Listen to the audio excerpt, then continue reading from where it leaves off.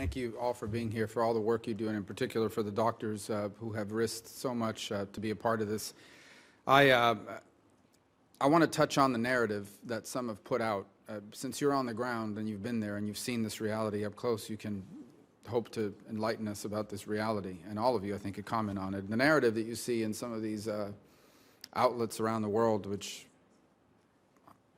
I don't know where they're getting their news from, is the following, and that is that Aleppo was a city divided between areas controlled by rebels and areas controlled by the government, and that these benevolent Russian forces, combined with the regime, went in and liberated this part of the city held by rebels, who, by the way, I don't think anyone here is a fan of many of those elements, many of which were radicals and who themselves committed all sorts of atrocities against humanity.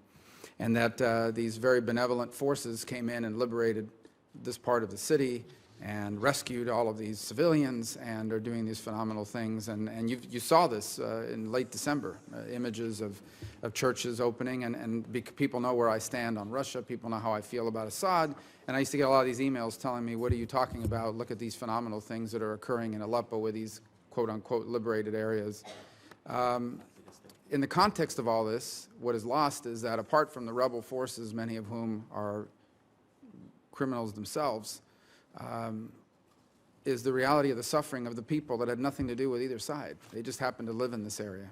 They happened to be families and children that were going about their lives, not involved in the internal politics of any nation, including their own, and somehow were targeted, which is what you've now described.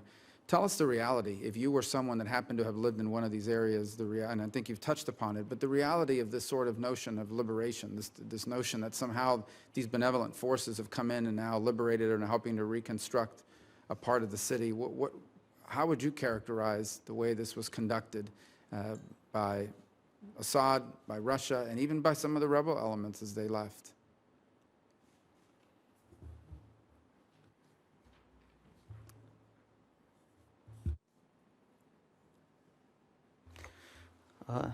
I can tell that in the eastern part of Aleppo, now the UN maps decide that about a fourth of the buildings are destroyed completely, and the other buildings are damaged. There is no life now in the eastern of Aleppo after the rebels gone away, and after the civilians had fled to other part, to near Idlib. No electricity, no clean water until now.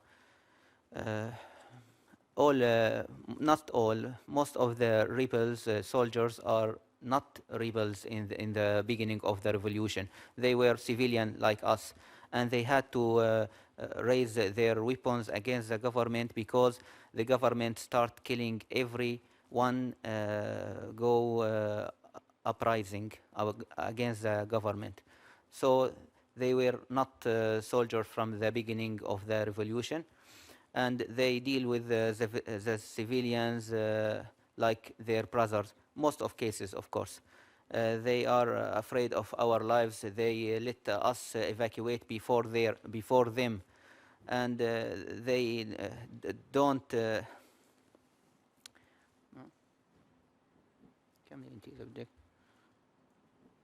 Okay.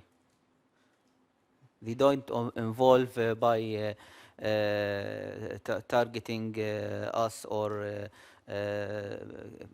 killing us off. And you may have alluded to this earlier. I didn't see it in the written testimony. And I see that two of you are concerned about being identified for your own safety. Yes. Who are you fearful of? We are fearing? Yes. From the government. From the government, because if they discovered our identity, or they may send someone to get rid of us, or they can capture our relatives in their area. These medical facilities that you worked in, were these medical facilities being used by anyone to conduct war against the government, or were these just places? No, it's just a place for operations and for helping civilians.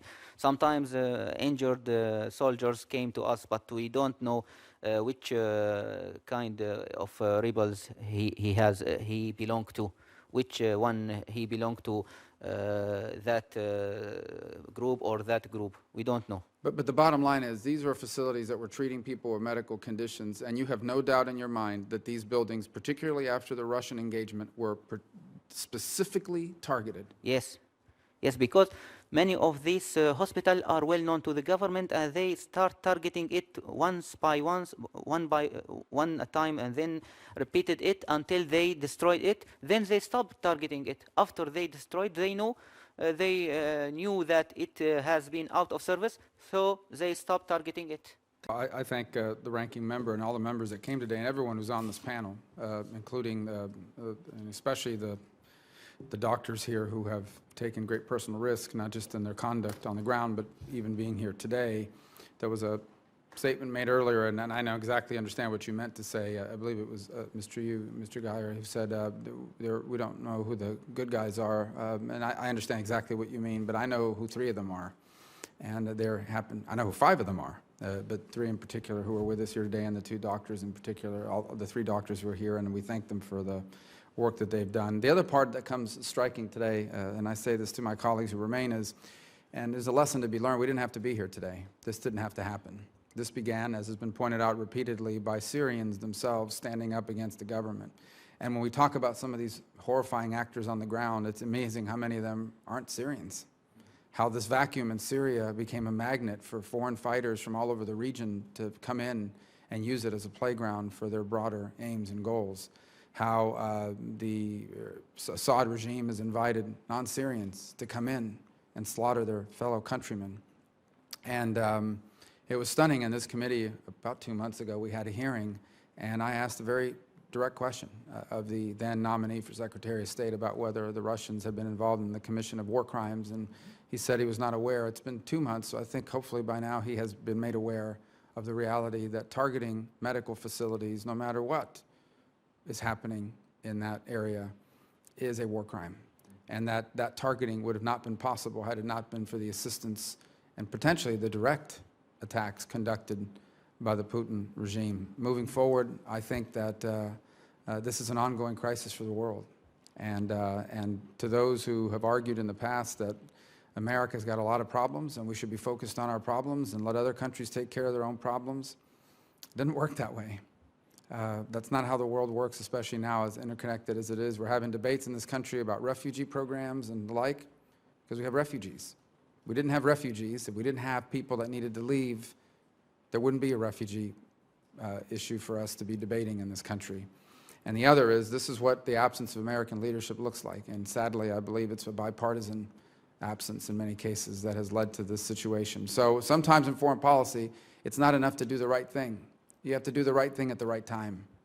Because if you don't, those options are forestalled and you reach the situation that we're faced here today. Our obligation is to take this message back to our colleagues and ensure that these ideas are reflected not just in what we do now when it comes to Syria, but the role that America decides to play in the world in the years to come.